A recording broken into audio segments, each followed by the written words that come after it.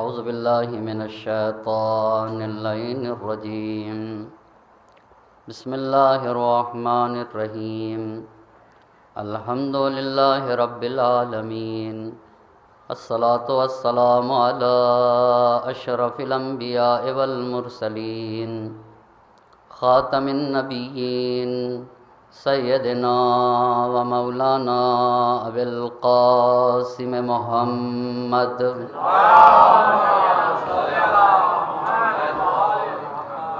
وعلى أهل بيته الطيبين الطاهرين المعصومين ولعنة الله على أعدائهم أجمعين أما بعد فقد قال الله سبحانه تبارك وتعالى في كتابه الحكيم وقوله الحق بسم الله الرحمن الرحيم وما محمد إلا رسول قد خلت من قبله الرسل أفإن مات أو قتل انقلبتم على أعقابكم ومن ينقلب على عقبيه فلن يضر الله شيئا وسيجزي الله الشاكرين.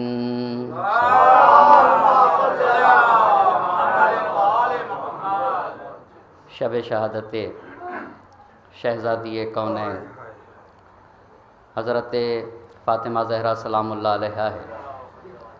آپ تمام حضرات کی خدمت میں تسلیت اور تعزیت عرض کرتا ہوں. سے روزہ مجالس کے آج تیسری گفتگو ہے اور عنوان گفتگو ہے فاطمہ زہرا سلام اللہ علیہا تاریخ کی روشنی میں.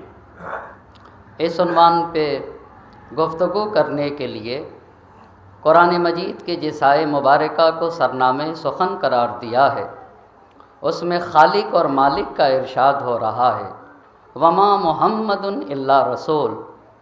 بشریت کو قرآن خطاب کر رہا ہے کہ اے لوگو محمد صلی اللہ علیہ وآلہ وسلم صرف اور صرف رسول ہیں، وہ پیغمبر ہیں، وہ ہمارا پیغام امت تک پہنچانے والے ہیں، ہمارا میسج انسانیت تک پہنچانے والے ہیں. پیغمبر ابدی حیات کے مالک نہیں ہیں.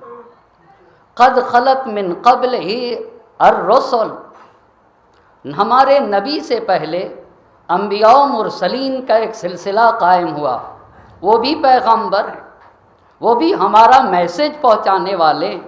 انہوں نے ہمارا پیغام لیا، پیغام لینے کے بعد ہمارے پیغام کو بشریت تک پہنچایا اور ایک مدت زندگی گزارنے کے بعد اس دنیا سے گزر گئے.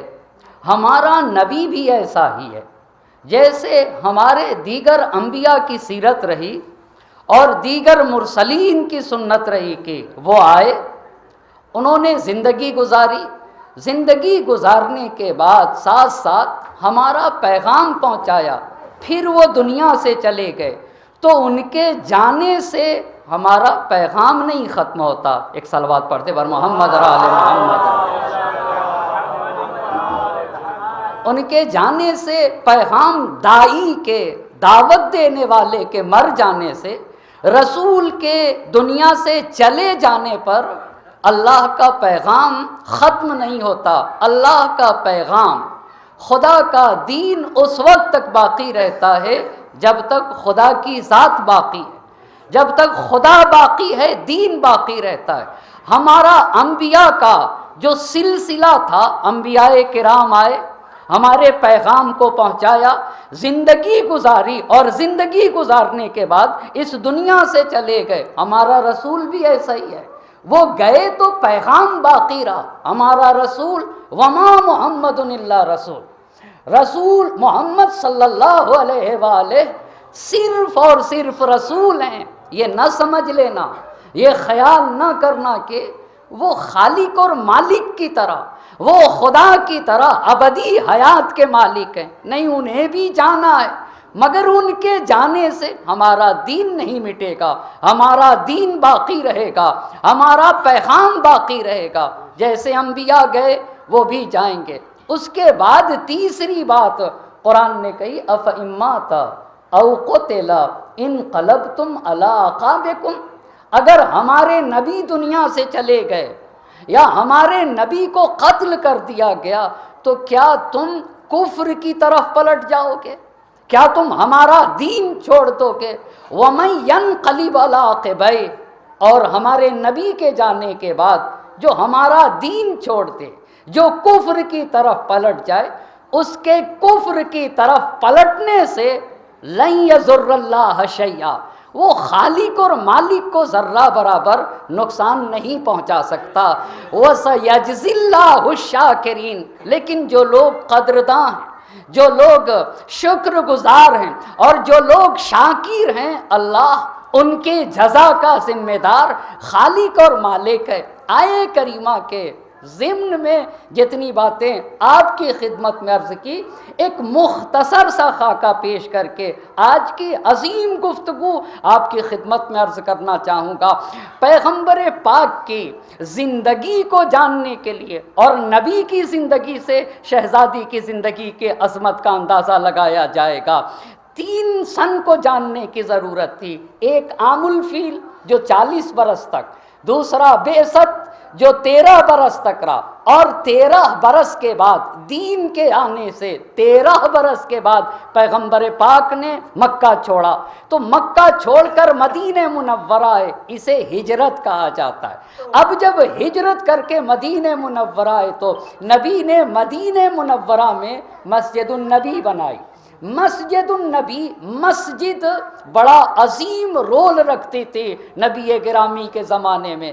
اگر جہاد کے لیے جانا ہوتا تھا، جنگ کے اوپر بھی جانا ہوتا تھا، تو وہیں کے اوپر پرچم علم تیار کیا جاتا تھا، وہیں سے فوج کو بھیجا جاتا تھا، اور بہت ساری چیزوں کے لیے پیغمبر پاک نے مرکز بنایا تھا مسجد کو۔ ہجرت کے پہلے برس مسجد النبی، عقد اخوت مہاجرین اور انصار کے درمیان۔ ہجرت کے دوسرے برس شہزادی کونین کی شادی ہے امیر المومنین علی علیہ السلام کے ساتھ، اور اسی دوسرے برس جنگ بدر ہے۔ جنگ بدر میں 313 مسلمان ہیں اور 950 کفار کا لشکر ہے، 900 یعنی 1000 کے قریب دشمن اور مسلمان 313، یہ جنگ بدر۔ ہجرت کے تیسرے برس ہمارے اور آپ کے دوسرے امام حسن مجتبی علیہ السلام کی ولادت مدینہ منورہ میں، اور ہجرت کے تیسرے برس ہی جنگ احد ہے۔ جنگ احد ہجرت کے تیسرے برس۔ ہجرت کے چوتھے برس سید الشہداء حضرت ابا عبداللہ الحسین علیہ السلام کی ولادت ہے مدینہ منورہ میں۔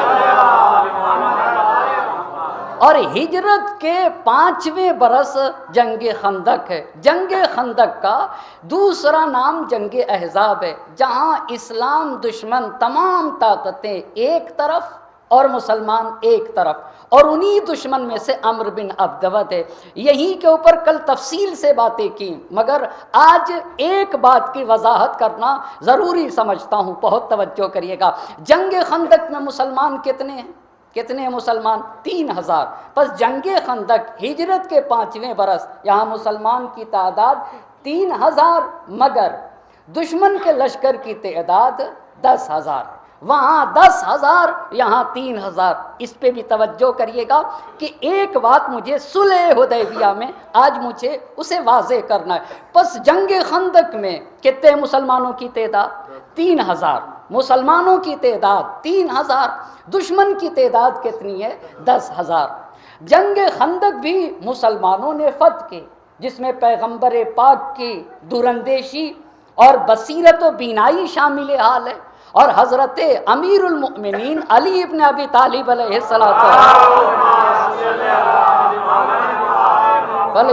السلام کی شجاعت اور فداکاری ہے۔ یہ ہے جنگ خندق۔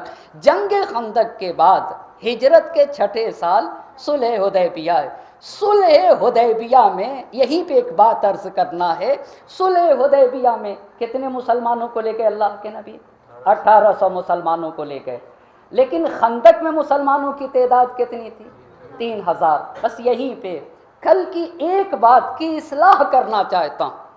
اس کا مطلب یہ ہوا کہ ہجرت کے چھٹے برس 3000 مسلمانوں میں سے کتنے مسلمان گئے ہیں صلح حدیبیہ میں؟ بچے کتنے؟ 1200 بچے ہیں نا۔ تو اس کا مطلب یہ ہوا کہ ہجرت کے چھٹے برس صلح حدیبیہ کے موقع پر کم از کم 3000 مسلمان تھے، نہ یہ کہ 1800 مسلمان تھے۔ صحیح ہو گئی بات یہاں تک؟ ہاں، پس صلح حدیبیہ کے موقع پر کم از کم 3000 مسلمان تھے، تھوڑے بہت زیادہ بھی ہو سکتے ہیں۔ ان 3000 مسلمانوں میں سے کتنے لوگ گئے؟ کتنے لوگ گئے عمرہ کرنے کے لیے؟ 1800 لوگوں کو اللہ کے نبی عمرہ کرنے کے لیے لے کے گئے۔ لیکن ایک ایک بات پہ توجہ کرتے جائیے گا، جب عمرہ کرنے کے لیے گئے تو مقام حدیبیہ پہ، بس اس بات کو تھوڑا سا اصلاح کر لیجئے گا کہ صلح حدیبیہ کے موقع پہ مسلمانوں کی تعداد کتنی تھی؟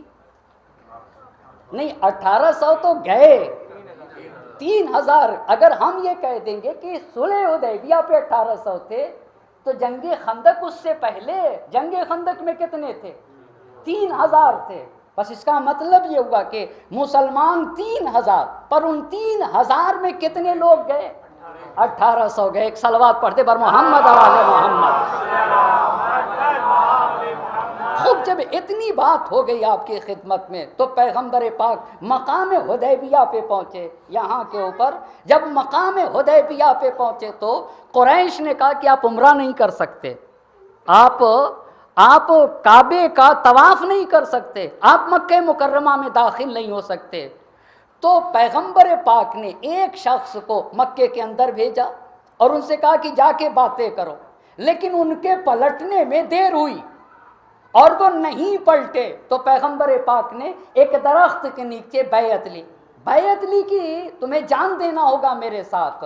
بیعت لی درخت کے نیچے، اسی لیے اس بیعت کو کیا کہا جاتا ہے؟ بیعت تحت الشجرہ کہا گیا، اور اسی کا دوسرا نام بیعت رضوان ہے۔ خود صلح حدیبیہ میں شرطیں رکھی گئیں۔ آپ بتائیے پہلی شرط کیا تھی؟ 10 سال تک جنگ نہیں ہوگی۔ دوسری شرط یہ تھی کہ اس سال آپ واپس جائیے، اگلے سال آپ کو عمرہ کرنا ہوگا۔ تیسری شرط، ہمارا آپ کے پاس جائے گا تو آپ کو واپس کرنا ہوگا، آپ کا ہمارے پاس آئے گا تو ہم واپس نہیں کریں گے۔ چوتھی شرط کیا ہے؟ چوتھی شرط کیا ہے؟ چوتھی شرط یہ تھی کہ جو قبیلہ آپ کا دوست بننا چاہتا ہے وہ آپ کا دوست بن جائے، جو ہمارا دوست بننا چاہتا ہے وہ ہمارا دوست بن جائے گا۔ نبی کا دوست کون قبیلہ بنا؟ قبیلہ بنی خزاعہ۔ قریش کا دوست کون سا قبیلہ بنا؟ کون سا بنا؟ بنی بکر۔ یہ بنی خزاعہ نبی کا، بنی بکر قریش کا۔ پانچویں شرط یہ تھی، بڑے سارے علماء نے لکھا ہے، مکے میں دین کو اختیار کرنے میں آزادی ہوگی۔ مطلب کیا؟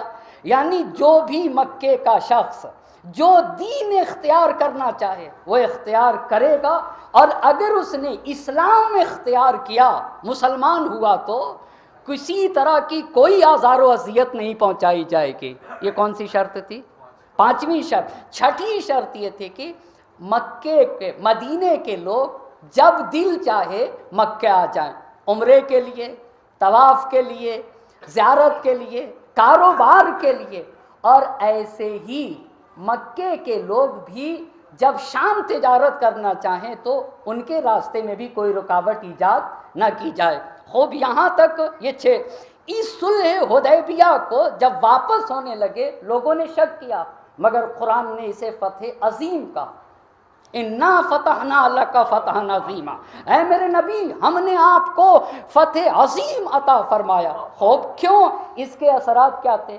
آپ توجہ کریے گا، صلح حدیبیہ سے پہلے قریش مسلمانوں کو کچھ سمجھتے ہی نہ تھے، پر قریش سے ایگریمنٹ مسلمانوں کا، یہ مسلمانوں کو اقتدار حاصل ہوا، مسلمانوں کو قانونی حیثیت حاصل ہوئی، مسلمانوں کو مطلب نوپا اسلامی حکومت کو اقتدار ملا، قانونی حیثیت حاصل ہوئی۔ یہ پہلی بات ہوئی۔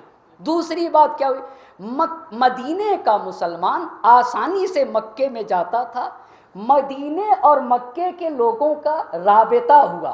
جب رابطہ ہوا تو مکے کے لوگ مدینے سے اسلام کے بارے میں پوچھتے تھے مدینے والوں سے، نتیجے میں بحث و مباحثہ اور وہ اسلام کی طرف مائل ہوتے گئے. یہ کون سا فائدہ ہوا؟ یہ فائدہ دوسرا فائدہ. تیسرا فائدہ ہوا کہ خدا کا دین پوری بشریت کے لیے تھا. وما ارسلناک الا کافۃ للناس بشیرا ونذیرا. اے میرے حبیب، ہم نے آپ کو انسانیت کے لیے بشیر بنایا اور انسانیت کے لیے نذیر بنایا. تو پیغام خدا جزیرۃ العرب سے باہر کب نکلا؟ کب؟ یہی صلح حدیبیہ کے بعد پیغمبر پاک نے روم کے بادشاہ کو، ایران کے بادشاہ کو، مصر کے بادشاہ کو، حبشہ کے بادشاہ کو خط لکھے. نبی گرامی نے لوگوں کو توحید کی طرف بلایا، لوگوں کو رسالت کی طرف بلایا، لوگوں کو خدا کی طرف بلایا. یہ تیسرا فائدہ ہوا. یعنی پیغمبر پاک خدا کا جو دین عالمی تھا، یہ صلح حدیبیہ کے بعد عالمی اور جہانی دین ہوا، جزیرۃ العرب سے آگے بڑھنے لگا. اور چوتھا فائدہ صلح حدیبیہ کا، صلح حدیبیہ ہی کے وجہ سے فتح مکہ ہوئی، جہاں سے کفر و شرک کا خاتمہ ہوتا ہے فتح مکہ کے موقع پر. اور کعبے کی چھت سے بڑے زمانے کے بعد ندائے توحید کو بلند کیا جاتا ہے. اور وہ بھی ایک ایسا شخص کو مؤذن بنایا اللہ کے نبی نے جس کے پسینے سے بو آتی تھی، جس کا رنگ سیاہ تھا، جو شین کی جگہ سین کہتا تھا. اس وقت کا بھی معاشرہ شین اور سین میں الجھا ہوا تھا. اس وقت کا بھی معاشرہ سین اور شین میں الجھا ہوا تھا. وہ نبی سے یہ کہہ رہا تھا کہ آپ نے ایسے کو بنایا جو شین کی جگہ سین کہتا ہے. کہا تم صرف شین اور سین میں الجھے ہوئے، تمہیں کردار نظر نہیں آتا، تمہیں کیریکٹر نظر نہیں آتا ہے، تمہیں پاکیزگی نظر نہیں آتی ہے. مؤذن بڑی عظیم ہستی کا نام ہوتا ہے. اسلام کے اسپیکر کو مؤذن کہا جاتا ہے، جو بشریت کو توحید کی طرف بلائے، جو انسانیت کو رسالت کا پیغام سناتا ہے، جو بشریت کو حق کی دعوت، جو بشریت کو ابدی سعادت کا پیغام سناتا ہے نا، اسے مؤذن کہا جاتا ہے نا. بلال مؤذن نہ تھے، بشریت کو ابدی سعادت کا حی علی الصلاۃ، حی علی الفلاح، یعنی ابدی سعادت کا پیغام جو سناتا ہے اسے مؤذن کہا جاتا ہے. میرے نبی نے کہا کہ اسلام کے اسپیکر کے لیے طہارت شرط ہے، پاکیزگی شرط ہے، روحانیت شرط ہے اور معنویت شرط ہے. یہ صلح حدیبیہ کا نتیجہ ہے، یہ صلح حدیبیہ کا نتیجہ. بس آپ سے پوچھنا چاہوں گا، صلح حدیبیہ میں کے موقع پر مسلمانوں کی تعداد کتنی تھی؟ جانے والے نہیں پوچھ رہا ہوں، 3000 کم از کم 3.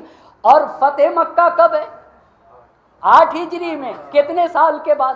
2 سال کے بعد. کیا عظیم صلح ہے میرے نبی کی. 2 سال میں فتح مکہ پہ مسلمان کتنے ہیں؟ 10,000. اچھا 3,000 4,000 مان لیجئے صلح حدیبیہ کے موقع پہ. کہاں 4,000 اور کہاں 10,000. اور یہ بتائیے حجۃ الوداع کب ہے؟ حجۃ الوداع کب ہے؟ ہجرت کے ایک صلوات پڑھتے بر محمد اور آل محمد. بچے عمل میں باپ سے آگے نکل گئے، بچے عمل میں باپ سے آگے نکل گئے. کب ہے حجۃ الوداع؟ ہجرت کے 10ویں برس. ہجرت کے 10ویں برس پیغمبر بھائی فتح مکہ پہ مسلمان 10,000. بہت توجہ کریے گا. صلح حدیبیہ سے فتح مکہ تک تعداد میں اضافہ ہوگا 2 برابر سے زیادہ. اور پھر فتح مکہ کے بعد 2 سال کے بعد حجۃ الوداع ہے. آخری حج میں کتنے لاکھ کا مجمع تھا؟ 1.25 لاکھ.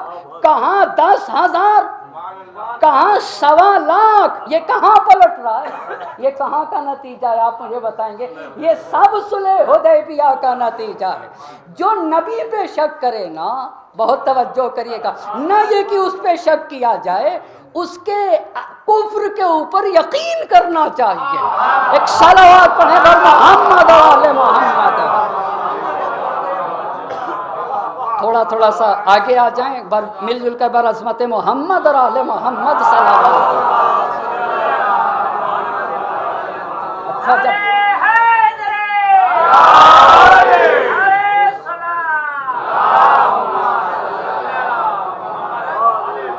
بس یہاں تک صلح حدیبیہ، فتح مکہ، لیکن بس توجہ کرتے جائیے گا، ہجرت کا پہلا برس، ہجرت کا دوسرا برس، ہجرت کے تیسرے سال، ہجرت کے چوتھا برس، ہجرت کا 5واں برس جنگ خندق ہے، جنگ خندق، اور ہجرت کے 6 برس کیا ہے؟ صلح حدیبیہ، اور ہجرت کا 7واں برس فتح خیبر۔ یہ جو شہزادی دو عالم کی مناسبت سے یہ پروگرام رکھا گیا، آپ یہ نہ سوچئے شہزادی سے جنگ احد سے بھی ربط ہے، جنگ بدر سے بھی ربط ہے، خندق سے بھی مربوط ہے شہزادی کا واقعہ، اور خیبر سے بھی مربوط ہے۔ صرف شہزادی کا مسئلہ فتح سے مربوط نہیں ہے۔ ایک ایک بات پہ تو صرف مسئلہ فتح کا نہیں تھا، مسئلہ تو خیبر کا بھی ہے۔ مسئلہ خیبر پر کیوں؟ شہزادی کے بارے میں گفتگو کرنے کے لیے امت مسلمہ کو چند چیزوں کو سیکھنے کی ضرورت ہے۔ صدقہ کسے کہتے ہیں؟ زکوٰۃ کسے کہتے ہیں؟ خمس کسے کہا جاتا ہے؟ انفال کسے کہا جاتا ہے؟ فے کسے کہتے ہیں؟ اتنی باتوں کو سیکھنا پڑے گا۔ فے کسے کہتے ہیں؟ زکوٰۃ کسے کہا جاتا؟ صدقہ کسے کہا جاتا؟ خمس کسے کہا جاتا؟ انفال کسے کہا جاتا؟ اور یہ کس کے حق ہوتے ہیں؟ ایک ایک بات پہ، لیکن آج تو میں بالکل نہ کہہ سکوں گا، پر اتنا تو اپنی امت کو، اپنے سماج کو، اپنے معاشرے کو بتا سکتا ہوں، اور اپنے قوم کے جوانوں کو بتا سکتا ہوں کہ شہزادی کی ابھی تو میں نے مقدمہ ہی 2 دن میں پورا نہیں کیا، اور تیسرے دن آخری مجلس ہے، ابھی تو میں گھر کے اندر داخل ہی نہیں ہوا کہ شہزادی کا مسئلہ کتنا وسیع مسئلہ ہے، مگر قوم سمجھتی ہے فتح کا مسئلہ ہے۔ آج کچھ اسی طرح کی باتیں، صرف اوپر کی باتیں آپ کی خدمت میں عرض کرنا چاہوں گا۔ ہاں، ہجرت کے 7ویں برس کیا ہے؟ فتح خیبر۔ خیبر کسے کہتے ہیں؟ بہت توجہ کریے گا، خیبر کسی ایک قلعے کا نام نہیں ہے، خیبر میں کئی قلعے تھے خیبر، کئی قلعے کے مجموعے کو خیبر کہتے ہیں۔ کچھ تاریخ نے 7 لکھے، کچھ نے 9 لکھے، کئی قلعے کے مجموعے کو خیبر کہا جاتا ہے۔ جب جنگ ہو، توجہ کریے گا، جنگ کر کے جو مال ملے اسے غنیمت کہا جاتا ہے۔ کیا کہا؟ جنگ کر کے جو مال ملتا ہے اسے غنیمت کہتے، اور بغیر لڑے جو مال مل جائے اسے فے کہا جاتا ہے۔ ایک صلوات پڑھیں بر محمد اور آل محمد۔ جنگ کر کے جو مال ملے اسے کیا کہا جاتا ہے؟ اسے غنیمت کہا جاتا ہے، اور بغیر جنگ کے جو مال مل جائے اسے فے کہا جاتا ہے۔ ابھی آپ سے ساری ان باتوں سے مجھے سروکار ہے، پس غنیمت کا کیا حکم ہے، فے کا کیا حکم ہے، یہ ساری باتیں جاننے، جب تک ہم اسے نہ بتا سکے کہ غنیمت کا کیا حکم ہے دین، غنیمت، مال غنیمت ہے کس کا؟ بہت توجہ کریے گا، فے جو مال بغیر جنگ کے مل جائے اسے فے کہا جاتا ہے، وہ ہے کس کا؟ یہ بھی تو جاننا ہو۔ انفال کس کا ہے؟ یسألونک عن الانفال قل الانفال للہ وللرسول۔ آپ سے پوچھتے ہیں انفال، مولانا بتائیے کیا ہے؟ جنگل انفال، پہاڑوں کے درمیان جو گھاٹیاں ہوتی ہیں وہ انفال، سمندر انفال، سمندر کے کنارے جو ساحل ہوتا ہے سمندر کا وہ بھی انفال ہے، چراگاہیں انفال کا حصہ، پہاڑ انفال کا، یعنی یہ جو نیچر ہیں، یہ جو طبیعت اور نیچر میں چیزیں پائی جاتی ہیں وہ کس کی ہیں؟ قرآن سے پوچھا گیا، رسول سے پوچھا، وہ کس کا ہے؟ وہ کس کا ہے؟ بہت توجہ، صاف صاف قرآن کہہ رہا ہے وہ اللہ کا ہے اور اس کے رسول کا ہے، وہ اللہ کا ہے اور اس کے رسول کا ہے۔ ایک ایک بات پہ توجہ کریے گا۔ اب آپ سے پوچھنا چاہوں گا، غنیمت کس کو کہتے ہیں؟ جی، جو مال جنگ کر کے ملے اسے غنیمت، جو مال بغیر جنگ کے ملے اسے فے کہا جاتا ہے۔ خیبر کیا ہے؟ ہجرت کے 7ویں برس خیبر ہے نا، خیبر ہجرت کے 7ویں برس۔ خیبر چند قلعے کے مجموعے کا نام ہے، اس میں سے کتنے قلعے بغیر جنگ کے حاصل ہوئے؟ عجاب! یعنی مسلمانوں نے جب جا کے خیبر کے قلعے گھیرے نا تو خود بخود سلنڈر ہوتے گئے۔ تو خیبر کے جتنے قلعے بغیر جنگ کے حاصل ہوئے اس کو کیا کہا جائے گا؟ اسے فے کہا جائے گا۔ اور فے رسول کا حق ہوتا ہے۔ اللہ اللہ! فے کس کا حق ہوتا ہے؟ وہ رسول کا حق ہوتا ہے۔ خدا کا کلام ہے کہ فے کی ملکیت کا، فے کا حقدار کون؟ میرا نبی۔ اچھا، کچھ قلعے ایسے تھے، تاریخ نے لکھا ہے 2 قلعے لڑ کے ملے، جس میں سے ایک قلعہ قموس ہے۔ قموس کا جو کمانڈر تھا اس کو مرہب کہا جاتا ہے۔ بہت توجہ کریے گا۔ قموس، اس خیبر کے قلعے کا نام قموس ہے، اس کا جو سردار تھا اسے کیا کہا جاتا ہے؟ مرہب۔ یہ قموس قلعہ لڑ کے ملا، لڑ کے ملا۔ جب لڑ کے ملا تو یہ قلعہ فے بنے گا یا غنیمت؟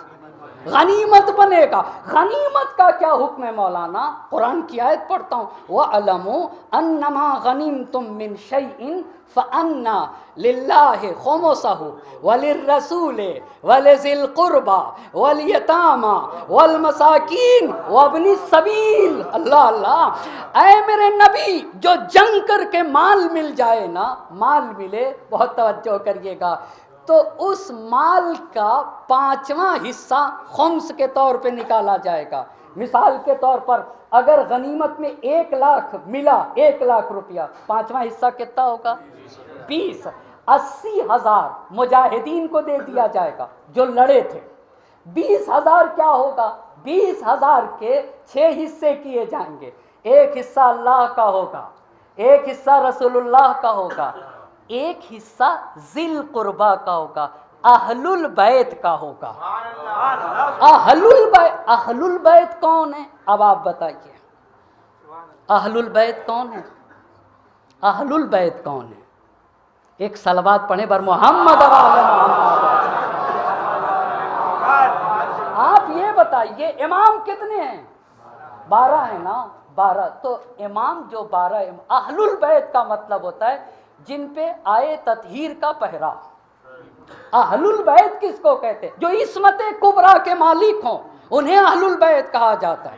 جن پہ آئے تطہیر کا پہرا ہو انہیں اہل البیت کہا جاتا ہے۔ اب آپ بتائیے آئے تطہیر کے مصداق کتنے لوگ ہیں؟ 12 امام ہیں یا نہیں؟ 12 امام ہیں نا۔ وہ تو زیرے کے ساتھ 5 تھے، مگر متواتر حدیث نے کہا کہ اہل البیت صرف وہی نہیں جو زیرے کے ساتھ، یہ رسول کے 12 جانشین یا اہل البیت ہیں کہ نہیں؟ اور فاطمہ دو عالم وہ بھی اہل البیت ہیں۔ بس اگر اہل البیت شہزادی اور کون 12 امام۔ یہ جو ذی القربہ ہے نا، ذی القربہ، یہ ذی القربہ، ایک ایک بات پہ توجہ کریے گا۔ وَأَنذِرْ عَشِيرَتَكَ الْأَقْرَبِينَ، واقع ذو العشیرہ۔ اے میرے نبی اپنے قریبی رشتہ داروں کو ڈرائیے، اپنے قریبی رشتہ داروں۔ یہ قریبی رشتہ دار کون تھے؟ کس کو بلایا تھا واقع ذو العشیرہ میں؟ اہل البیت کو بلایا تھا یا نہیں؟ قریبی رشتہ داروں کو۔ اولاد عبد اہل البیت الگ ہیں، قریبی رشتہ دار الگ ہیں۔ بہت توجہ کرے گا میرا مجمع۔ بھائی اہل البیت کی محبت واجب ہے یا قریبی رشتہ داروں کی؟ جی، قُلْ لَا أَسْأَلُكُمْ عَلَيْهِ أَجْرًا إِلَّا الْمَوَدَّةَ فِي الْقُرْبَى۔ قریبی رشتہ دار اولاد عبد المطلب ہیں، جس میں مثلا رسول کے چچا قریبی رشتہ دار میں آئیں گے، جعفر طیار قریبی رشتہ دار میں آئیں گے، جناب حمزہ قریبی رشتہ دار میں آئیں گے، مگر اہل البیت جس پہ عصمت کبریٰ کا پہرا ہو، علی مرتضیٰ اہل البیت بھی ہیں، قریبی رشتہ دار بھی ہیں، فاطمہ زہرا اہل البیت بھی ہیں اور قریبی رشتہ دار بھی ہیں۔ صلوات پڑھیں بر محمد۔ آپ سے پوچھنا چاہوں گا مال غنیمت پہ خمس نکلے گا یا نہیں نکلے گا؟ جی قرآن نے کہا جو بھی مال غنیمت ہے، غنیمت کس کو کہتے ہیں؟ جو مال جنگ سے لڑ کے ملے اسے غنیمت کہا جاتا ہے۔ تو غنیمت کے کتنے حصے کیے جائیں گے؟ 5۔ رکیے 5، 4 حصہ کیا ہوگا؟ کس کا ہوگا؟ لڑنے والوں کا۔ یہ جو 5واں حصہ ہے یہ خمس ہوگا۔ خمس کو کیا کیا جائے گا؟ خمس کو اس کے 6 حصے کیے جائیں گے۔ ایک حصہ اللہ کا ہوگا، ایک حصہ رسول اللہ کا ہوگا، اور ایک حصہ کس کا ہوگا؟ امام اہل البیت کا ہوگا۔ پھر یہ 3 حصے کو سہم امام کہتے ہیں۔ انہی 3 حصے کو کیا کہا جاتا ہے؟ سہم امام۔ پھر 3 حصے کس کو؟ یتیم، مسکین، یتیم، فقیر اور ابن سبیل۔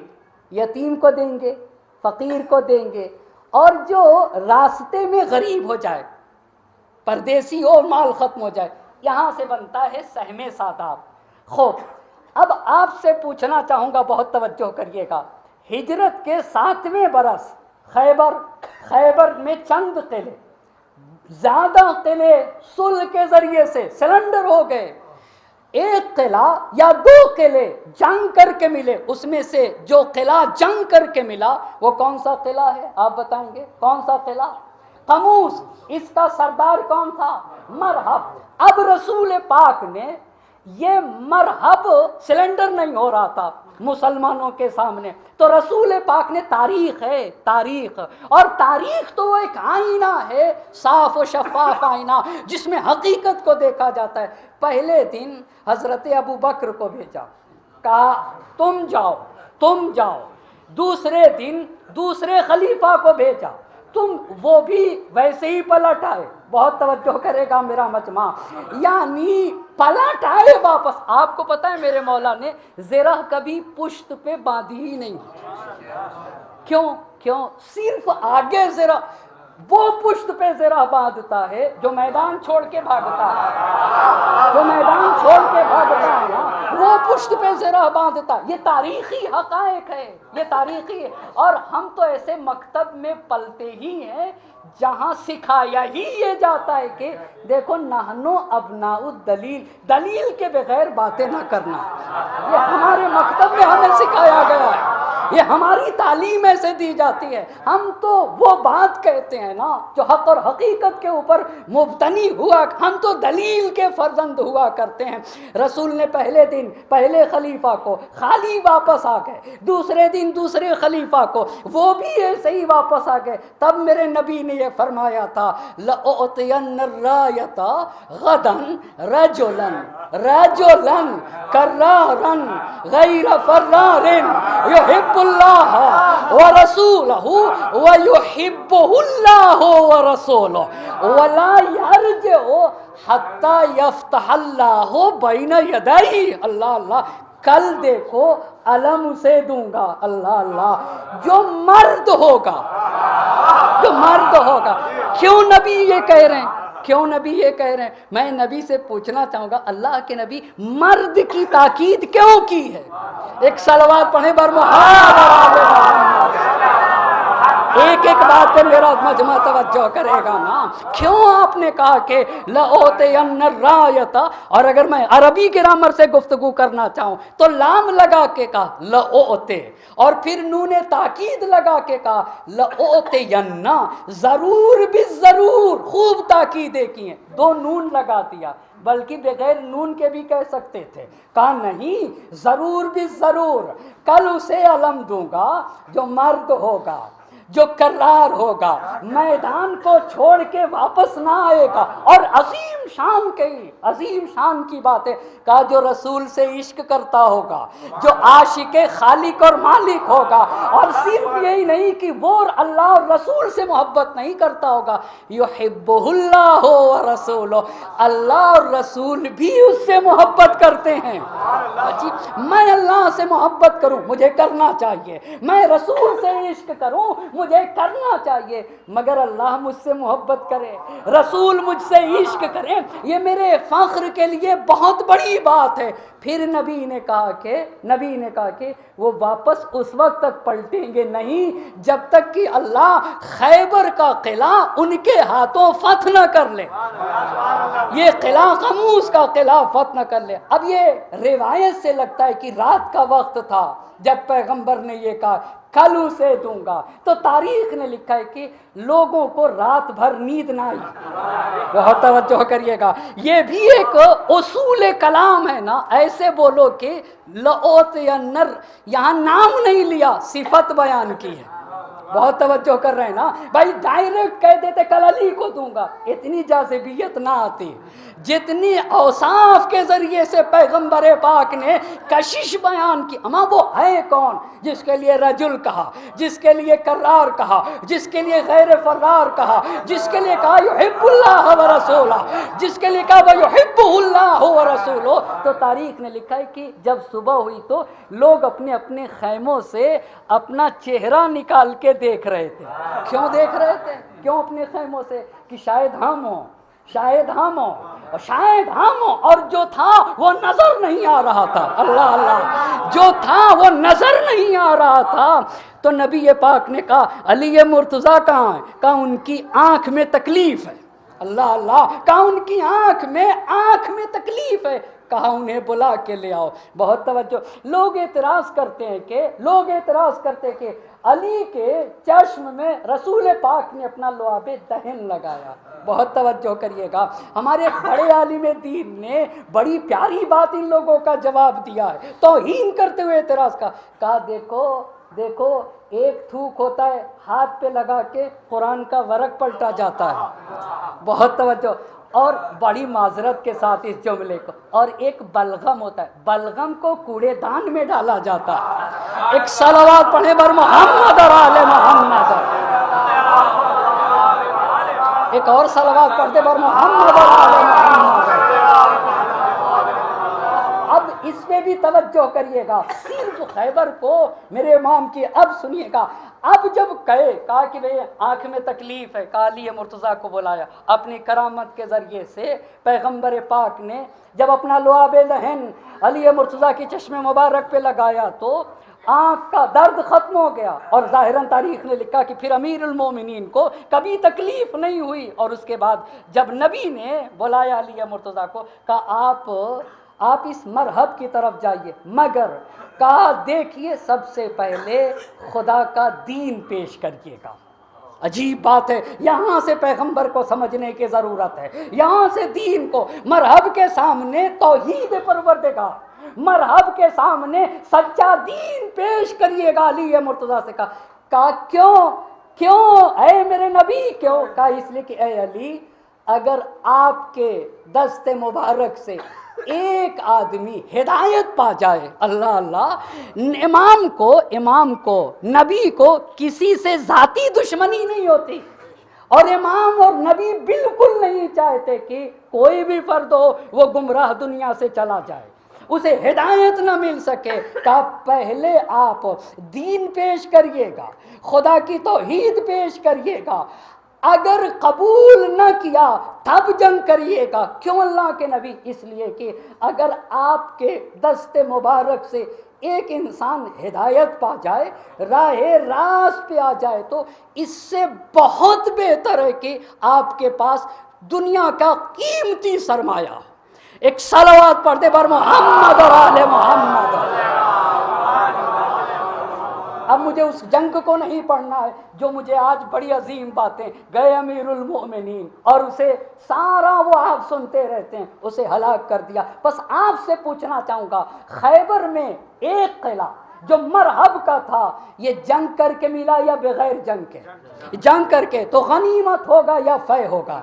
غنیمت ہوگا۔ توجہ، غنیمت میں خمس نکلے گا، خمس کے 4 حصے مجاہدین کو دیے جائیں گے، اور ایک حصہ جو 5واں ہوگا اس کے کتنے حصے کیے جائیں گے؟ 6 حصے کیے جائیں گے۔ اتنی بات توجہ کریے گا۔ جنگ خیبر کے بعد جب خیبر فتح ہوا تو فوراً فدق کا مسئلہ آتا ہے۔ ہجرت کا کون سا برس ہے؟ 7واں برس ہے نا، 7واں برس۔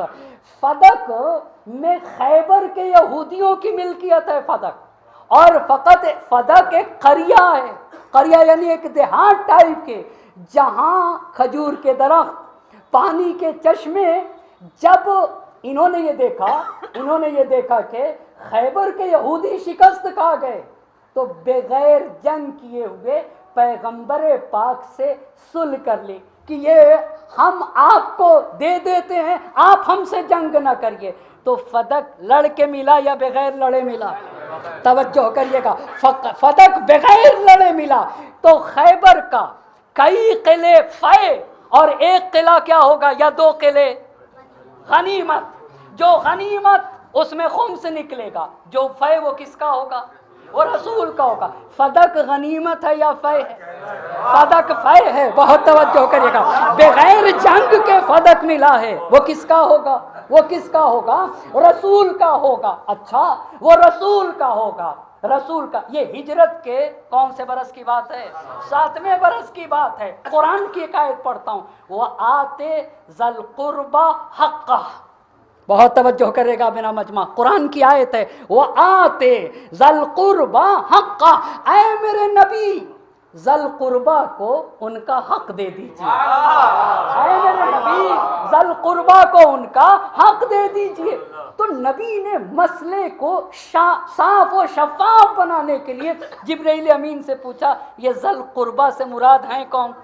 بہت توجہ کریے گا، ذی القربیٰ سے مراد ہیں کون؟ تو جبرائیل امین جا کے واپس آئے، کہا اس سے مراد فاطمہ زہرا ہیں۔ اس سے مراد کون ہے؟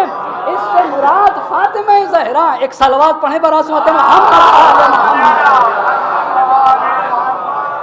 اس سے مراد فاطمہ زہرا ہے۔ اب بہت توجہ کرے گا میرا مجمع، حسکانی سنی عالم دین ہے، حسکانی نے شواہد التنزیل میں، ذہبی نے میزان الاعتدال میں، ہیثمی نے مجمع الزوائد میں، سیوطی نے تفسیر در منصور میں، اور منتخب کنز العمال نے، اتنے سنی علماء نے لکھا ہے کہ جب یہ آیت کریمہ نازل ہوئی وہ آتے ذی القربیٰ حقہ، تو پیغمبر پاک نے اپنی بیٹی فاطمہ زہرا سلام اللہ علیہا کو بلا کے فدق ان کے حوالے کر دیا۔ ایک صلوات پڑھیں بر محمد آل محمد۔ اب آپ کو سمجھ، یہ بتائیے پیغمبر کا اختیار تھا، اختیار کامل، انہوں نے اپنی زندگی میں فدق کس کے حوالے کیا؟ کس نے لکھا ہے؟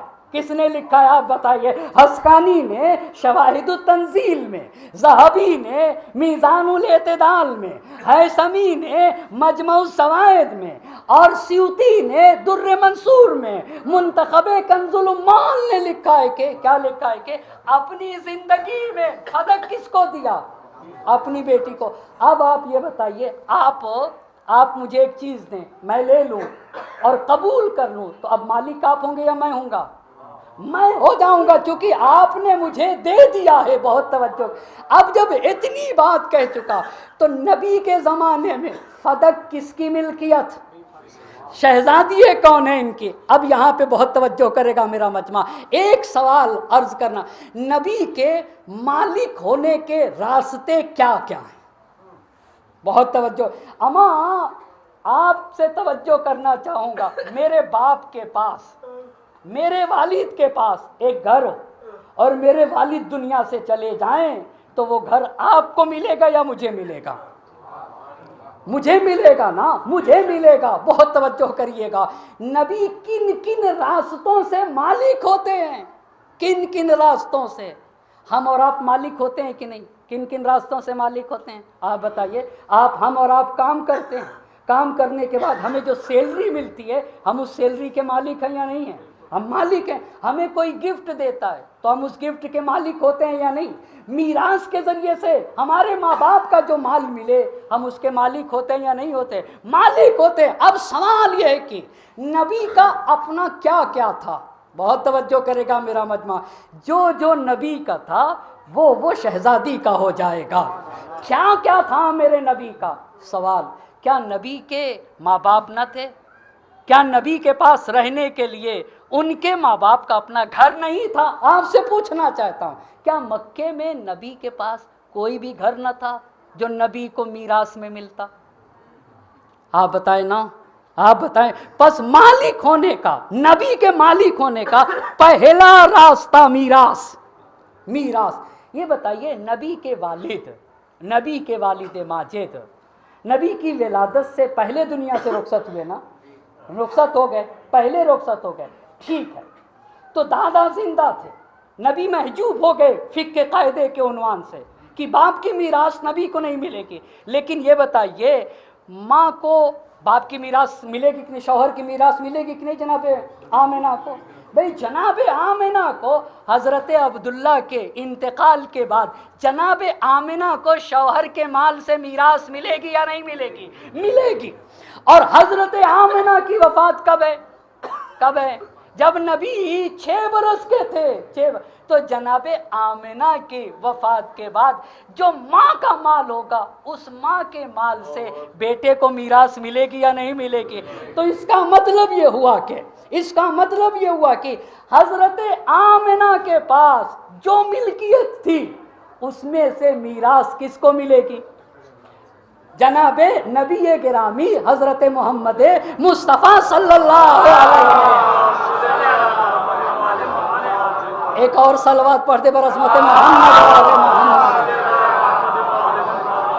بس پہلا راستہ کیا ہے نبی کے مالک ہونے کا؟ میراث۔ تو نبی کو میراث کہاں سے ملے گی؟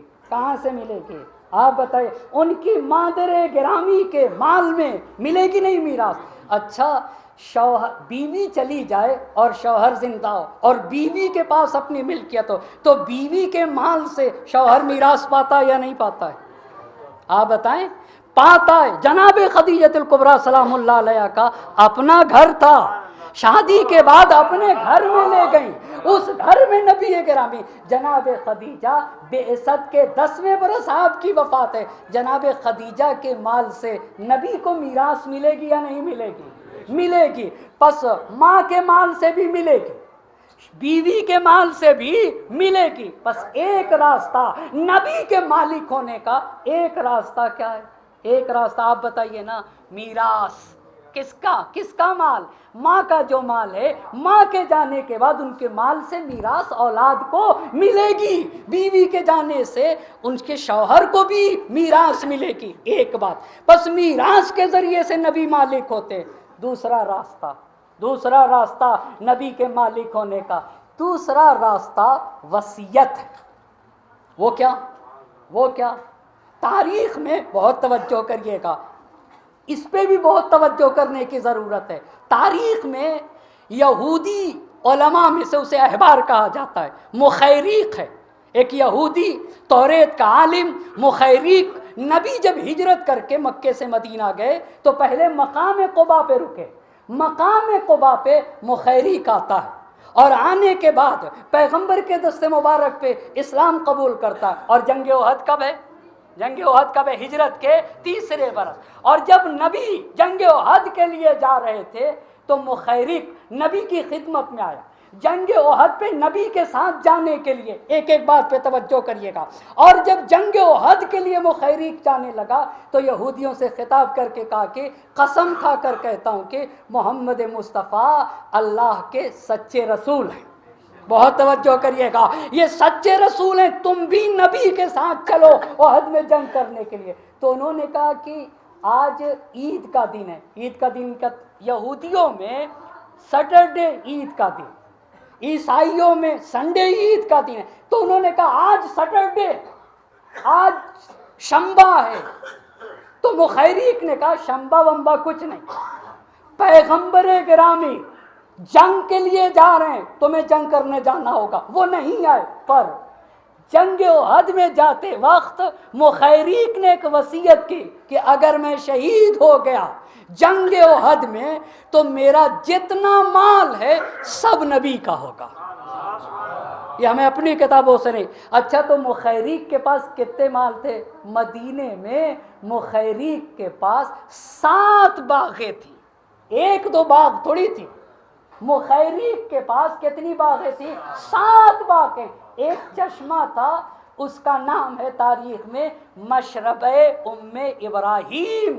رسول پاک کی ایک شریک حیات کو ماریہ قبطیہ کہا جاتا ہے، ماریہ قبطیہ کے بیٹے کو ابراہیم کہا جاتا ہے۔ ہجرت کے 8ویں برس مشرب ام ابراہیم، ایک باغ پیغمبر پاک نے ماریہ قبطیہ کو دے دیا تھا، اور ماریہ قبطیہ اس میں رہتی تھی۔ اب آپ سے پوچھنا چاہوں گا، یہ 7 باغات کس کے ہوں گے؟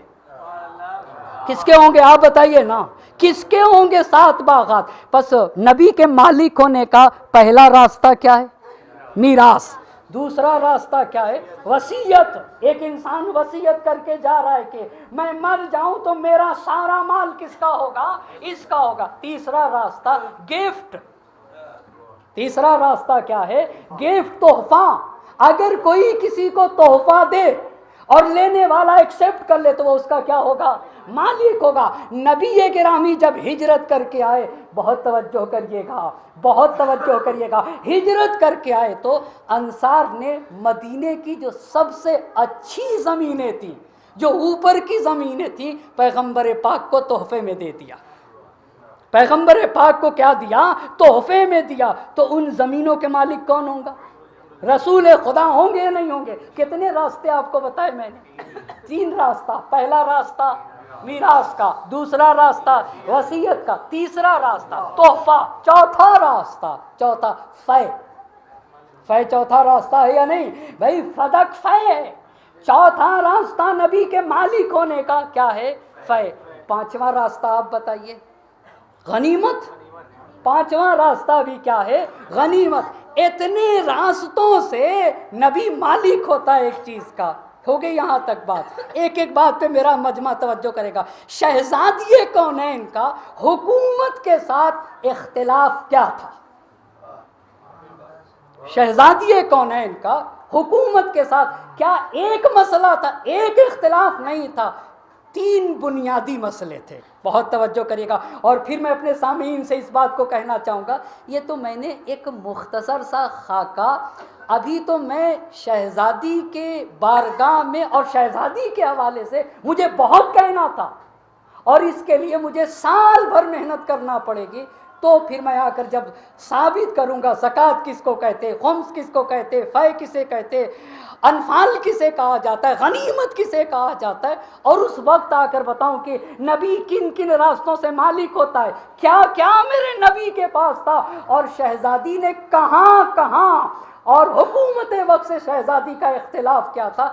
پھر اگر ایک انسان کو، ایک مجھ جیسے طالب علم کو 10 دن کا موقع ملے، 10 دن کا، اور سال بھر تیاری کر کے آؤں، تو پھر شاید ذرہ برابر شہزادی کونین اور مادر حسنین حضرت فاطمہ زہرا سلام اللہ علیہ کے حق کو پر میں اپنے مجمع سے یہ ضرور کہوں گا، جن کو اللہ نے دولتوں سے نوازا ہے ان کو سوچنا چاہیے۔ زمانہ ایسا ہے کہ آپ جو شخص جس فن کا ماہر ہے آپ کو اسے بلانا چاہیے۔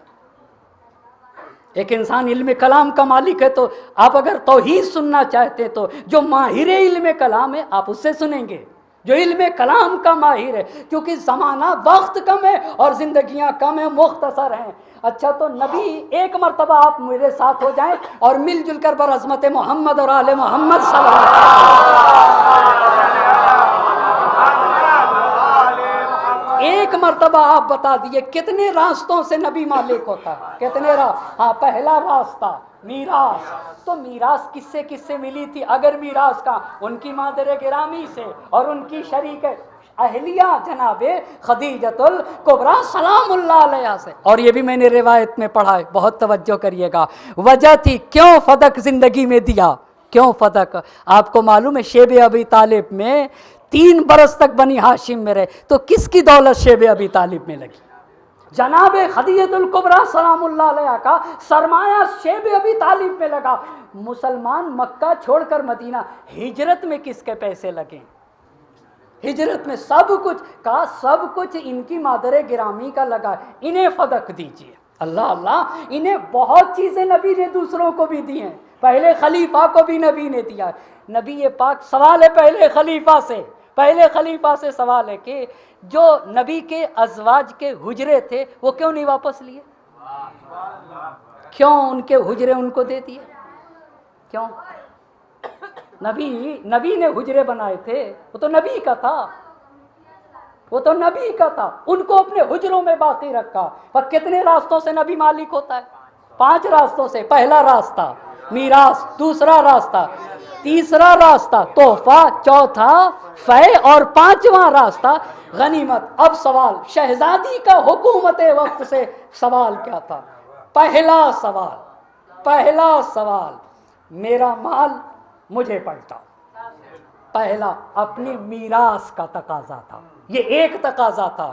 میراث کیا تھی بھئی؟ جو نبی پاک کا خود کی ملکیت، وہ میراث کے ذریعے سے، توجہ کریے گا، ایک تو میراث کی بات تھی، پہلا توجہ کریں گے، ایک صلوات پڑھتے بر محمد ایک بات پہ۔ پہلا تقاضا میراث سے ہٹ کے، پہلا تقاضا اپنی خود کی ملکیت کا تھا۔ خود کی ملکیت کیا تھی؟ خود کی ملکیت کیا تھی؟ فدق۔ پہلا تقاضا شہزادی دو عالم کا کہ فدق میرا مال تھا، تم نے میرا مال لیا ہے، میرا مال پلٹا۔ آپ بتائیے یہ بیجا ہے؟ اچھا اب آپ سے پوچھنا چاہوں گا، آپ کے ہاتھ میں گھڑی ہے، آپ کے ہاتھ میں گھڑی ہے؟ نہیں، آپ کے ہاتھ میں گھڑی ہے، اور میں کہوں کہ یہ گھڑی میری ہے، میں کہتا ہوں، تو یہ بتائیے آپ دلیل کس سے مانگیں گے؟ آپ سے پوچھ رہا ہوں کس سے مانگیں گے؟ جن کے ہاتھ میں گھڑی ہے ان سے مانگیں گے، یا جو کہہ رہا ہے کہ یہ گھڑی میری ہے اس سے مانگیں گے؟ کس سے مانگیں گے جی؟ پھر سے میرا مجمع سنیں، توجہ کریے گا۔ آپ کے ہاتھ میں گھڑی، میں کہہ رہا ہوں کہ یہ گھڑی کس کی ہے؟ میری ہے۔ میں کہہ رہا ہوں کہ یہ گھڑی کس کی ہے؟ میری ہے۔ تو آپ یہ بتائیے آپ دلیل مجھ سے مانگیں گے یا میں آپ سے مانگوں گا؟ مجھ سے مانگیں گے نا، مجھ سے مانگیں گے۔ اس کا مطلب جانتے کیوں؟ اس لیے کہ جو چیز جس کے اختیار میں ہوتی ہے یہ اس بات کی علامت ہوتی ہے کہ وہ اس کی ملکیت ہے۔ بہت توجہ کریے گا، جو چیز، پھر میرا مجمع اسے سنے، پھر میرا مجمع اس کو سنے گا، جو چیز جس کے اختیار میں ہوتی ہے وہ اس بات کی علامت ہے کہ وہ اس کی ملکیت ہے۔ گھڑی آپ کے ہاتھ میں، آپ کے ہاتھ میں گھڑی کا ہونا اس بات کی علامت ہے کہ گھڑی آپ کی ہے۔ اب اگر کوئی کہتا ہے کہ یہ میری ہے تو دلیل کون دے گا؟ جو دعویٰ کرے وہ دلیل لائے گا، نہ کہ جس کے ہاتھ میں ہے، سوال پھر سے میرا مجمع سنے گا، گھڑی آپ کے ہاتھ میں، تو جس کے ہاتھ میں جو چیز ہوتی ہے وہ اس بات کی علامت ہوتی ہے کہ وہ اس کی ملکیت، وہ اس کی ہے۔ اب اگر کوئی کہے یہ میری ہے تو دلیل اس کو دینا پڑے گا۔ ایک بات پہ توجہ کریے گا، اس کو علم کی دنیا میں قاعدہ ید کہا جاتا ہے۔ کیا کہا جاتا ہے؟ اب دیکھیے آپ کو یہ سب بھی سیکھنا پڑے گا۔ ایک صلوات پڑھتے بر محمد اور آل محمد، ایک اور جاگتی ہوئی صلوات پڑھیں بر عظمت محمد۔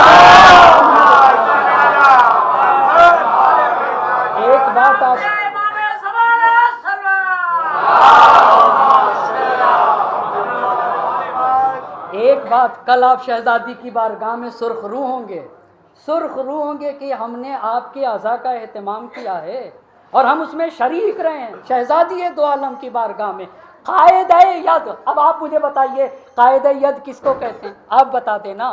آپ کے ہاتھ میں گھڑی ہے تو جس کے ہاتھ میں جو چیز ہوتی ہے وہ علامت ہے اس بات کی کہ وہ اسی کی ہے۔ آپ یہ بتائیے میرے اختیار میں یہ میری ردا، میرے اختیار میں یہ میری قبا، میرے اختیار میں یہ میری انگوٹھی، میرے اختیار میں ان چیزوں کا ہونا اس بات کی دلیل ہے کہ یہ میری ہے، کسی اور کی نہیں۔ اب اگر کوئی کہتا ہے کہ یہ آپ کی نہیں میری ہے تو جو اپنی بتائے گا اس سے میں کیا کہوں گا؟ دلیل لے آؤ۔ ہاں پر جس کے ہاتھ میں ہے اس سے دلیل نہیں مانگا جاتا. بہت توجہ کریے گا, یہ قاعدیت ہے. تو فدق کس کے ہاتھ میں تھا؟ بی بی فاطمہ زہرا سلام اللہ علیہا کے. تو یہ بتائیے, تو دلیل ابو بکر دیں گے یا شہزادی دیں گی؟ ہاں بتائیں نا, دلیل کیوں شہزادی سے انہوں نے کہا کہ اگر فدق آپ کا ہے تو آپ گواہ لے آئیے؟ کیوں کہا؟ آپ خلیفہ بن گئے, آپ کو قاعدہ ید بھی نہیں پتا ہے. ایک صلوات پڑھ دے بر محمد اور آل محمد. آپ کو اتنا بھی نہیں پتا کہ جو چیز جس کے اختیار میں ہوتی ہے وہ اس کی ہوتی ہے, وہ اس کی ہوتی ہے. اب آپ بتائیے, یہ جو گواہ مانگے تھے 2 گواہ لے کر آئیے, پھر بھی نبی کی بیٹی, آپ کو معلوم ہے خدا کے معصومہ سے میں یہ ابھی کہا نا اہل البیت ہیں, ان کے اوپر عصمت کبریٰ کا پہرا ہے نا. سب سے بڑا جرم معصومہ سے گواہ کا مطالبہ, یہ خود ایک مستقل جرم ہے, یہ خود ایک مستقل جرم ہے, یہ خود ایک مستقل جرم ہے نا. کیا معصومہ خلاف حق بات کوئی کہیں گی؟ بس پہلا مطالبہ آپ بتائیے بیوی کا کیا تھا؟ اسے یاد کر کے اپنے گھر اپنی فیملیوں کو بھی بتانا ہوگا. ایک مسئلہ نہ تھا, پہلا مسئلہ بتائیے کیا تھا؟ پہلی بات نہیں, میراث نہ کہیے, اپنی ملکیت, اپنی ملکیت کی بات تھی.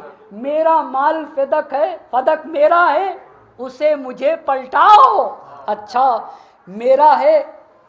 تمام مورخین نے لکھا کہ نبی نے اپنی زندگی میں دیا, فاطمہ زہرا کے کارکنان اس میں کام کرتے تھے, ان کے اختیار میں تھا. قاعدیت کہتا ہے ان کی ملکیت ہے. اگر تم کہتے ہو کہ ملکیت نہیں ہے تو دلیل کون لائے گا؟ خلیفہ کو دلیل لانا ہوگے, نہ یہ کہ شہزادی دو عالم دلیل لے کر آئیں گے. ایک صلوات پڑھیں بر محمد اور آل محمد. اب دوسرا مطالبہ میراث کا. بس پہلا مطالبہ کیا ہے بھائی؟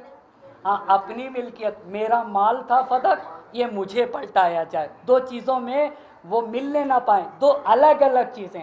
فدق میرا, خود اس مسئلے میں شہزادی کی میراث بھی لوٹی گئی اور شہزادی کا اپنا مال بھی لوٹا گیا. یہ 2 باتیں ہیں نا. فدق شہزادی کی میراث نہیں ہے, شہزادی کا اپنا مال ہے. بہت توجہ, وہ انہیں تحفے کے ذریعے سے ملا تھا, وہ انہیں گفٹ کے ذریعے سے ملا تھا. بس پہلا مطالبہ حکومت وقت سے شہزادی کا کیا تھا؟ فدق میرا اپنا مال ہے, مجھے واپس کیا جائے. ہو گئی بات یہاں تک. اب آئیے دوسرا مطالبہ. دوسرا مطالبہ میراث کا تھا. دوسرا مطالبہ کیا تھا؟ میراث کا تھا.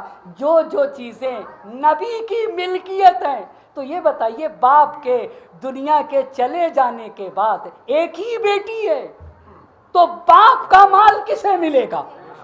ہاں بس دوسرا مطالبہ, شہزادی نے جا کر پہلے خلیفہ سے کہا کہ یہ بتائیے, یہ بتاؤ تمہارے باپ مر جائیں تو تمہارے باپ کی میراث کسے ملے گی؟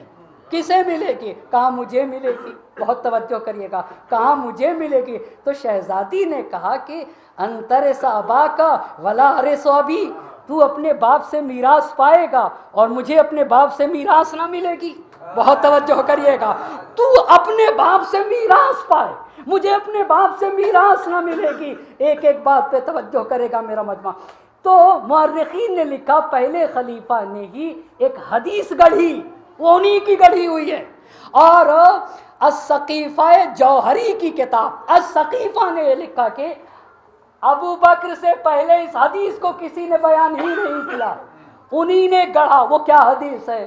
انما معاشر الانبیاء لا نورث, ہم کسی کو اپنا وارث نہیں چھوڑتے. ما ترکنا ہو صدقہ, ہم جو چھوڑتے ہیں وہ سب کا سب کیا ہوتا ہے؟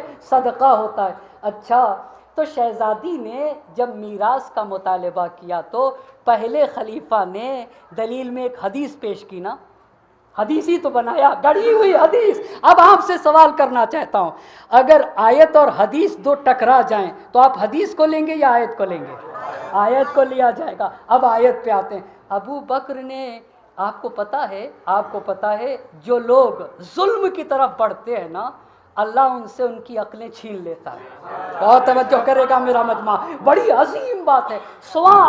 سوال، قابیل نے حابیل کو کھلیان میں قتل کیا تھا۔ کھلیان سمجھتے ہیں؟ ہاں، خرمن اور کھلیان، جہاں کے اوپر کھیت کاٹ کر کے اور ساری چیزیں ایک جگہ رکھ دیا جائے، کھلیان۔ تو جب قتل کیا تو اس کو چھپانے کے لیے کوئی جگہ ہی نہیں مل رہی تھی۔ ارے بھائی، کھلیان خرمن سامنے ہے، اس میں چھپا دو۔ اور جب کوے نے کھود کے دفن کر دیا تو سر پیٹنے لگا، یہ کھلیان سامنے تھا، مجھے نظر نہیں آتا۔ وہاں حدیث نے لکھا کہ ظالم کی اللہ عقل اتنا چھین لیتا ہے کہ سامنے کی چیز بھی نظر نہیں آتی ہے۔ ایک صلوات پڑھتے بر محمد آل محمد۔ انہوں نے گڑھ تو لیا، پر آتا تب تو کچھ کہتے۔ آپ کو پتہ ہے امام حسین نے کہا تھا امام کے لیے پہلی شرط یہ ہے کہ العالم بالکتاب، اسے کتاب الہی کا علم ہونا چاہیے۔ شہزادی نے قرآن کی آیت پڑھی، ورث سلیمان و داؤد، اللہ، ورث سلیمان و داؤد، جناب سلیمان نے اپنے والد جناب داؤد سے میراث پائی، اللہ، میراث پائی۔ اس نے حدیث، اور وہ بھی گڑھی ہوئی حدیث، اور شہزادی نے کیا کیا، قرآن مجید کی آیت پڑھی۔ حدیث اور آیت میں ٹکراؤ ہو جائے تو کسے لیا جائے گا؟ آیت کو لیا جائے گا۔ دو باتیں ہو گئیں۔ بس پہلا مطالبہ اپنی ملکیت، فدق میری ملکیت مجھے واپس کیا جائے۔ دوسرا مطالبہ میراث جو میرے بابا کا ہے، میراث میں مجھے میراث بھی نہیں دی گئی۔ تیسرا مطالبہ اہل البیت کا حق دو، اللہ، اہل البیت کا حق کیا ہے شہزادی؟ وَاعْلَمُوا أَنَّمَا غَنِمْتُم مِّن شَيْءٍ فَأَنَّ لِلَّهِ خُمُسَهُ وَلِلرَّسُولِ وَلِذِي الْقُرْبَىٰ۔ وَلِذِي الْقُرْبَىٰ کون؟ ہماری متواتر روایت، جس روایت میں ذرہ برابر شک نہ ہو، اس روایت کو متواتر روایت کہا جاتا ہے، جو یقین کو بتاتی ہے۔ متواتر روایت میں کہ ذی القربیٰ سے مراد رسول کے اہل البیت ہیں۔ کہ یہ غنیمت میں آپ کو بتاؤں، تاریخی حقائق ہے، خیبر سے غنیمت کا حصہ جو پہلے خلیفہ کو ملتا تھا، تاریخ نے لکھا ہے اور اہل سنت کی کتابوں نے لکھا ہے کہ سال بھر میں غنیمت کا خیبر سے جو حصہ ابو بکر کا بنتا تھا، 100 اونٹ لا دیتے تھے، اتنا اناج ہوتا تھا، 100 اونٹ۔ تو شہزادی کا پہلا مطالبہ اپنی ملکیت، دوسرا مطالبہ بتاؤ بیٹا میراث، تیسرا مطالبہ اہل البیت کا حق، امام کا حق۔ بڑی عظیم بات ہے عزیزان محترم۔ شہزادی کہنا کیا چاہتی ہیں یہاں؟ بات کو بالکل سمیٹ دیا۔ شہزادی آپ نے اپنی ملکیت، آپ نے میراث کا مطالبہ، اور آپ نے کس کا مطالبہ؟ اہل البیت کے حق کا مطالبہ کیا، وہ بھی نہیں دیا گیا۔ کیوں؟ بہت توجہ کرے گا میرا۔ یہ لوگ چاہتے تھے کہ اہل البیت کو اتنا فقیر اور تنگ دست بنا دے کہ یہ اقتدار اپنے ہاتھ میں نہ لے سکیں ایک بات پہ۔ اور انہوں نے رسول پاک کی جو سنت تھی کہ اللہ کا جو رہنما ہوگا نبی، اور نبی کے بعد نبی جیسے لوگ آنے چاہیے۔ اور آپ سے میں ایک بات پوچھنا چاہوں گا، یہ بتائیے اقتدار لینے کے لیے کیا کوئی حکومت بغیر سیاست کے، کیا کوئی حکومت بغیر مال و دولت کے چل سکے گی؟ آپ بتائیں نا، ہرگز نہیں۔ حکومت کے لیے، اقتدار کے لیے جہاں مضبوط سیاست کی ضرورت ہے، وہاں پیسوں کی بھی ضرورت ہے۔ تو یہ خلفائے وقت نے پوری کوشش کی کہ اہل بیت کو فقر و فاقے کی چکی میں اس طرح سے پیس دیا جائے کہ یہ اقتدار اپنے ہاتھ میں نہ لے سکیں۔ یہاں کے اوپر یہ جو خدا کی سنت ہے نا، آج آپ کو اندازہ ہوگا کہ شہزادی کا تاریخ میں کارنامہ کیا ہے۔ خدا کی سنت کو اپنی اصلی جگہ پہ لانے کے لیے میدان میں نبی کی بیٹیاں ہیں، اسی لیے نبی مباہلہ میں لے کے گئے تھے۔ ایک ایک بات پہ توجہ کر. نبی مباہلہ میں خاتون ہے شہزادی دو عالم. آپ کیوں شہزادی دو عالم کو مباہلہ میں لے کے گئے؟ کیوں میدان میں ایک خاتون کو لے کے گئے؟ کہا نہیں مجھے بتانا ہے، عملی تربیت کرنا ہے. اسلام پہ ضرورت پڑ جائے تو مردوں کو بھی نکلنا ہوگا، بچوں کو بھی نکلنا ہوگا اور عورتوں کو بھی نکلنا ہوگا. یہ نبی نے مباہلہ میں لے جا کر یہ اہل البیت کی تربیت کی تھی.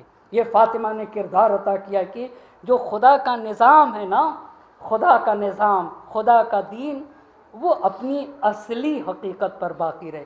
اسی کو کہتے ہیں کہ شہید راہ ولایت ہے فاطمہ، شہید راہ ولایت ہے فاطمہ. خدا کی قسم، ہاں شہزادی دو عالم کا گھر بنا. ادھر مہاجرین و انصار ثقیفہ میں جمع ہو گئے، مگر کچھ لوگ تھے جو علی کے گھر میں جمع تھے اور حکومت وقت کے خلاف جمع تھے. علی کو بلانے کے لیے، علی کو لانے کے لیے بڑی سازشیں کی گئیں. نبی پاک نے خوب احترام کیا تھا. ہاتھ رکھ کے علی و فاطمہ کے دروازے پہ نبی پاک آئے تطہیر کی تلاوت کرتے تھے.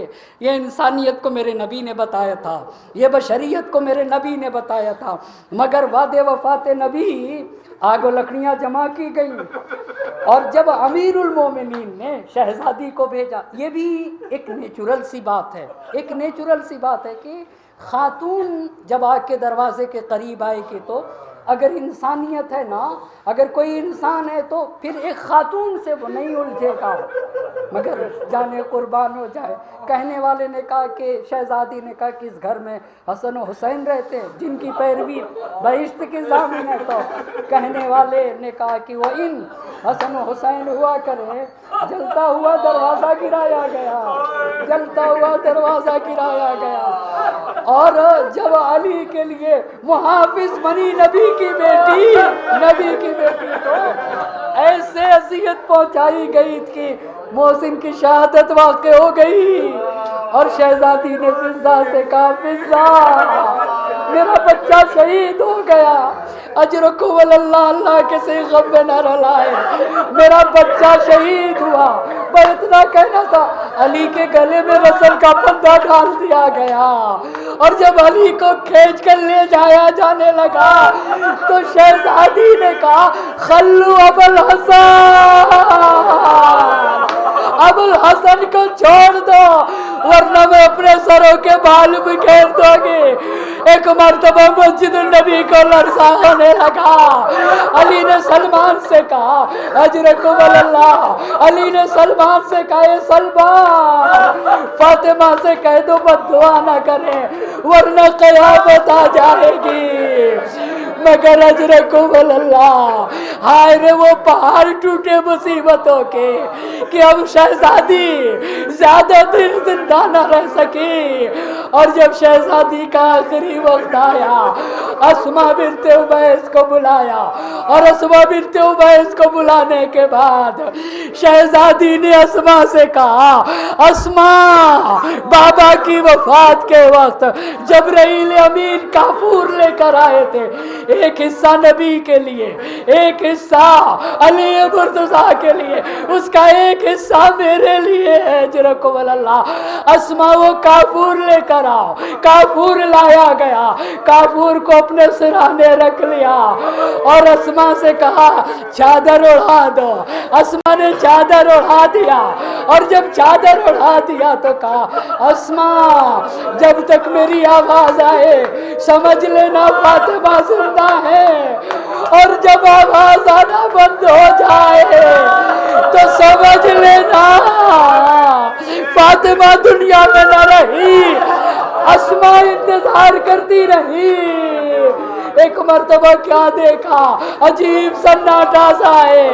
نبی کی بیٹی کی آواز رک گئی. اسماء نے بازو تھام لیا، آواز دینے لگی یا بنت محمد مصطفیٰ، اے نبی کی بیٹی. ارے نبی کی بیٹی نہ بولی، مقتل نے عجیب فکرہ نکلا. اسماء دوڑی دوڑی گھر کے باہر گئی. مدینے کی گلیوں میں آسمان بلند آواز سے کہا واہ محمد اجرکم اللہ، واہ محمد۔ ارے یہ آواز حسن حسین کے کانوں تک پہنچی۔ حسن حسین دوڑے دوڑے آئے، اسماء اماں کی خیر تو ہے، اسماء اماں کی خیر تو ہے، اجرکم اللہ۔ ارے اسماء خاموش۔ حسن حسین گھر میں تشریف لے آئے، کیا دیکھا؟ مادر گرامی ہے، اچھا وجود پہ چادر پڑی ہوئی، دونوں شہزادوں نے گرا لیا۔ ایک مرتبہ امام حسین امام حسن کی طرف متوجہ ہوئے، اور متوجہ ہونے کے بعد کہا آجرک اللہ یا اخی فی الوالدہ، بھیا اماں دنیا سے گزر گئی، بھیا میں آپ کو تعزیت پیش کرتا ہوں، اجرکم اللہ۔ حسن حسین نے کہا اماں کلمینی کلمینی۔ امام حسن نے کہا اماں آپ کا حسن آیا ہے، آپ کا حسن بلا رہا، اماں اگر نہیں بولیے گا میرا دل پاش پاش ہو جائے گا۔ ایک مرتبہ حسین نے کہا اماں ارے تمہارا حسین۔ ایک مرتبہ اسماء نے حسن حسین کو سہارا دیا، حسن حسین سے کہا اے شہزادہ علی مرتضیٰ کو باخبر کرا۔ حسن حسین مسجد میں آئے، بابا کو دیکھا، تاب نہ لا سکے، آواز دی بابا ہمارا غم تازہ ہو گیا، بابا اماں دنیا سے رخصت ہو گئے، اجرکم اللہ اجرکم اللہ۔ اللہ کسی غم میں نہ رلائے سوائے غم مظلوم کونین کے۔ بابا اماں دنیا سے رخصت ہو گئے، علی مرتضیٰ نے سنا، تاب نہ لا سکے، غش کھا کے گر گئے۔ علی مرتضیٰ کو پانی کا چھینٹا ڈالا گیا، بیت الشرف میں تشریف لائے، اور لانے کے بعد مرثیہ پڑھا فاطمہ علی پہ مصیبت پڑتی تھی، آپ علی کو تسلی دیتی تھی، مگر علی تنہا گئے۔ ایک مرتبہ چادر اٹھا دیا، چادر کے نیچے ایک وصیت لکھی ہوئی تھی، وصیت میں لکھا ہوا تھا یا علی انتنی باللیل کفنی باللیل دفنی باللیل، اے علی رات میں غسل دیجئے گا، اے علی رات میں کفن دیجئے گا، اے علی مجھے رات میں دفن کریے گا۔ اب جب میرے امام نے غسل دیا تو قیامت کا سما تھا، حسن حسین کی ماں زینب اماں جب تک بلائے گی نہیں ہم رخصت نہ ہوں گے۔ ایک مرتبہ بندے کفن ٹوٹ گئے، میرے حسن حسین حسن حسین اپنی مادر گرامی سے لپٹ گئے، سماوات میں کوہرام برپا ہوا، اے علی حسن حسین کو ان کی ماں سے جدا کرنا ورنہ قیامت آ جائے گی۔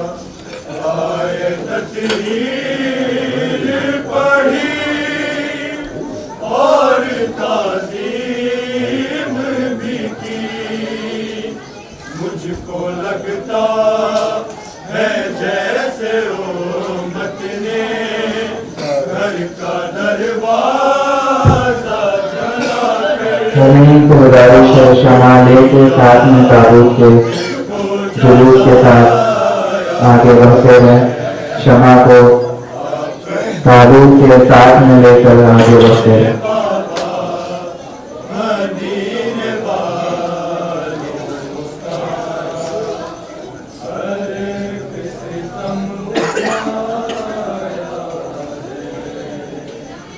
مجھ پہ جلتا ہوا بازا جس وقت گرا منہ کے بل بابا گری، در کے نیچے تھی آپ کی بیٹی، چلتے دروازے سے بابا مجھ کو دیا بچایا ہے، آپ کی بیٹی نے بابا مدینے بابا ہر ایک ستم اٹھایا ہے، آپ کی بیٹی نے بابا